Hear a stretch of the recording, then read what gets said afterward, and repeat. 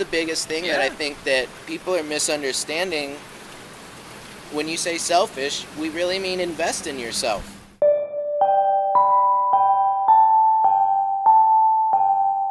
Sweet. Soft.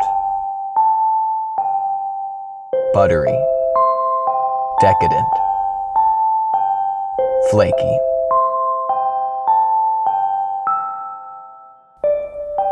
Spicy.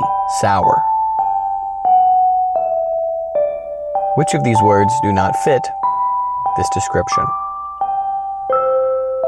That's the power of language. These words, these descriptors that we use, have a shared meaning. That's their point. That's their purpose. The word sweet is meant to be understood between both of us to mean the same thing. Otherwise, it's useless, right?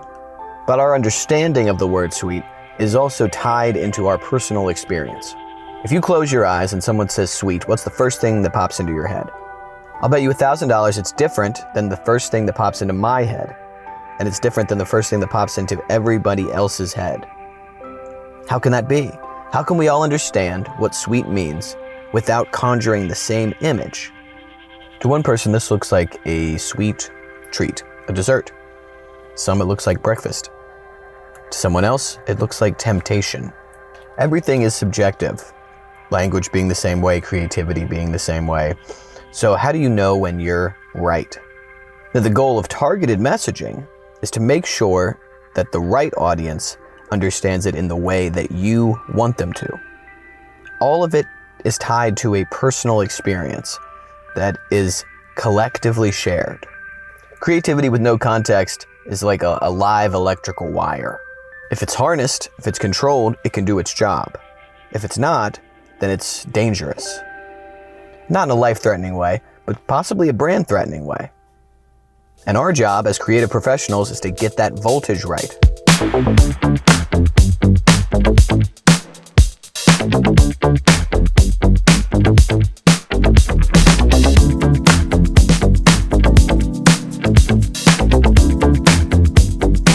Let's look at a concept called, what is it? I think it's like the law, hold on, I'm looking it up.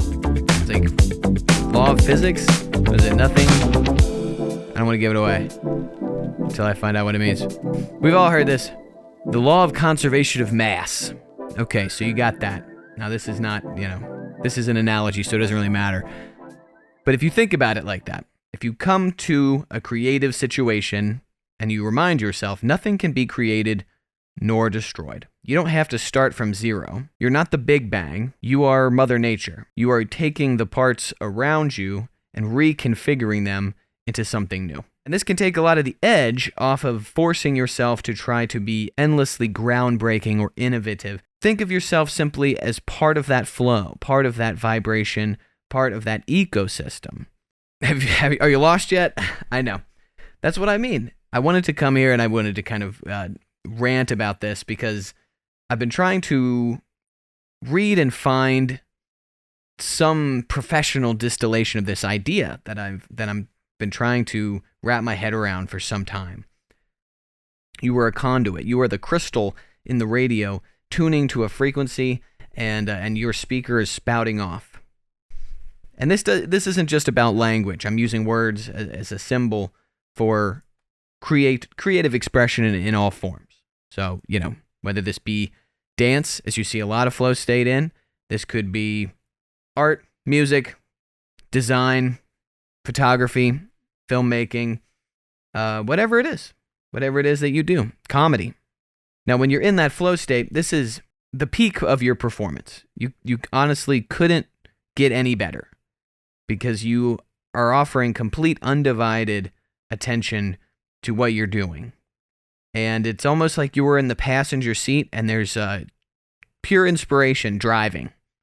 So you are not exhausted from this at all. In fact, you're more energized, right? Imagine putting out the best work you've ever done and feeling like you just woke up from a great sleep. You're excited. You're exuberant. And you just produced something that you probably couldn't have even done if you tried it your hardest.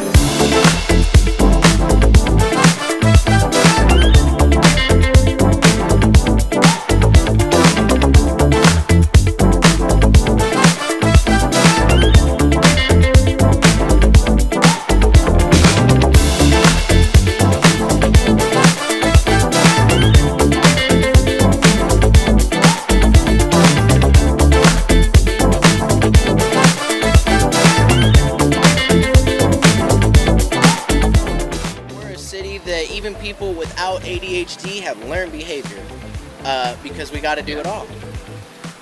We don't have because what you just said, an artist has to be good at being an artist, but he has to promote his art, but he doesn't have a manager or a marketing team. Like somebody that's good so at he's promoting not being good at an artist. He's taking time away from that. He's reshaping his entire mentality of like creativity towards marketability. Yeah, but he's not that good at it. But he's not good, right? Because he's an artist. And he's spreading thin. Right, and there's only so much. I mean, that could work maybe in the beginning, but you're gonna reach a point where it's like it's not good. There's not gonna be enough bandwidth. You're gonna reach a plateau unless you start hiring out, and you have to be like that's the biggest thing that I think that people are misunderstanding. When you say selfish, we really mean invest in yourself. You know, I worked in sales, and in sales, you know, whenever you're in training for a sales position, one of the first things they do is warn you that you are going to fail. Yeah. And it's going to be how you curve to that. And they say that if you're going to make it here, it doesn't matter where I've gone, whether it's fucking furniture, clothes, whatever. Yeah. They say the same thing. If you're going to make it in sales, you're going to have to be able to deal with the no's. And the only way you're going to be able to deal with those no's is if you have a why. Your reason why. Yeah. Right? Everybody's doing the same thing, but none of us woke up today and said the reason I'm going to go do that is the same reason as his, hers, and his. My reason is different from yours. The reason why I do it for my children, right, for my legacy, right, to prove the people who told me that that you can't do that when you got 5, 6 musicians in the same room. Like, it's different than when you got 5 guys working at the bar, working at the sales shop, in the store, because they're all really, you know, generally there to pay their bills, right? Right. But in music, there's a million different reasons you could be doing it.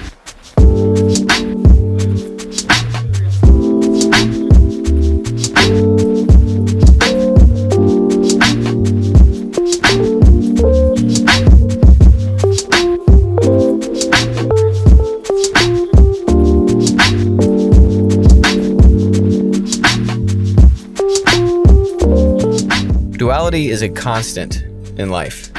For instance, I love driving, but I also hate driving. The average day, I drive at least 2 hours. So out of my 24 hours, it's like 8% of my life is spent driving. Now, if you correct for sleep, and it's only the hours that I'm awake, it's 12.5% of my waking life is spent driving. And when I am driving, I don't want to waste any time. I want to get where I'm going. I want to go from A to B or A to Z, wherever it is that I'm going. I want to get there as efficiently and as quickly as possible. And that's how I feel about business decisions, about projects, about things that I want to accomplish.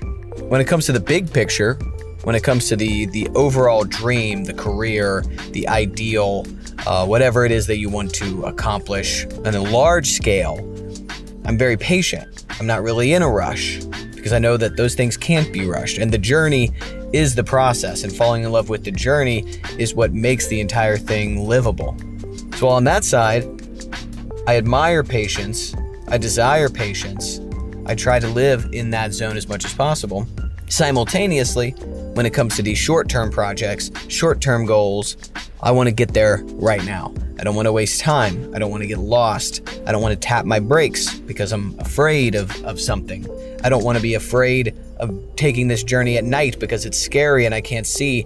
I don't want to have a bad vehicle that doesn't allow me to get there as efficiently as possible. That's how I feel about business results. No journey is instant. You can't teleport from A to Z no matter how efficiently or fast you go, right? So there's always going to be a time. But how do you shorten that? How do you make it more efficient? And you have to be patient to build up to that level of progression in the first place. You can't go from skinny stick figure to super buff beefcake in an instant. You can't even get there very fast. So it's difficult to differentiate, but both of these things are true. Was I wiggling? Was I like jiggling from the car, idling this entire time? What can you do? Patience, right? Off to the next one. The journey's not over. The journey never ends. In fact, if the journey ends, I'm going to be pretty upset. Oh, well, it's storming in my apartment tonight. It's storming in my apartment tonight. It's storming in my apartment tonight. And it's almost over now. And I found you down. Well, the weight is off you now. And I played you well. The games are over. And it's almost over. And the wait is over now. And I held you down.